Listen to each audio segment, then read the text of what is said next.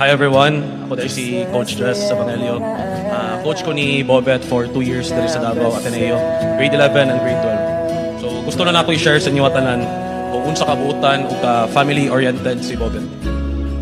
Sa una pa lang, first pa lang, pag-recruit na mo sa iyaha, idol ko siyang coach. Nakutan ako kung pwede ba namo kuhaon si Bobet sa Ateneo de Davao.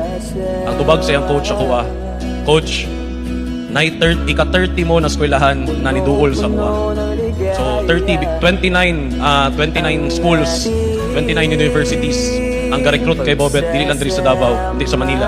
Mas better opportunities, financially, mas dako ang allowance na i-offer, mas dako ang ma-provide nila.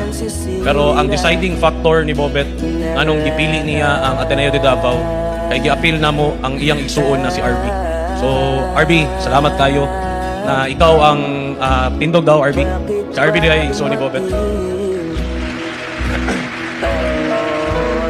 So si RB ang rason anong naadto sa tuwa si Bobet. Grabe, mas gipili niya ma-safety, ma-secure iyang manghod kumpara sa laing mga offers sa Manila na mas dagag opportunity, mas dagag financial, mas dagag kwarta na gi-offer. So next na ko ingnon is kato sa duwa na mo katuig na nag-uban ni Bobet. Monday to Sunday may kauban for 2 years.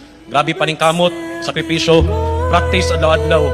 Monday to Friday ga-practice may, Saturday, Sunday mo biyahe may para modula, or Monday to Sunday among practice kay kabalo may same dream na mailhan siya sa tibuok Pilipinas, makamit namo ang palarong pambansa championship kay diri sa tuwa sa Davao compared sa Manila o sa Cebu. Wala tayo UAP, wala tayo NCAA. Sa Cebu, wala tayo si Safi. So sa Davao, ang nata isang palarong pambansa para mailhan ta, mabutang ta sa mapa sa tibok Pilipinas. Which is, naitabo to, na champion may, for the first time, dari sa Davao, history. Siya ang nag-MVP.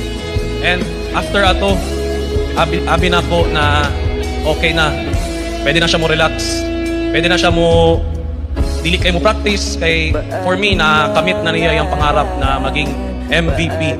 Maski kinsang player makuha ni mong MVP sa palarong pabansa, pwede na ka siguro manghambog, pwede na ka muundang og basketball.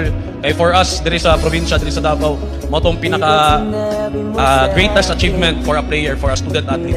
Pero natingala ko pag entering grade 12, mas naningkamot pa siya, mas nitrabaho pa siya, mas motivated na siya. Kay kabalo ko, di lang pangandoy niya ang iyang gusto matuman, kundi ang pangandoy sa iyang family, pangandoy sa iyang mga igsuon. Sa tinuod lang, sa duwa na mo katuig na uban ni Bobet, ever since, na-realize na ako karon lang na maski unsa siya ka pobre, never siya nangayo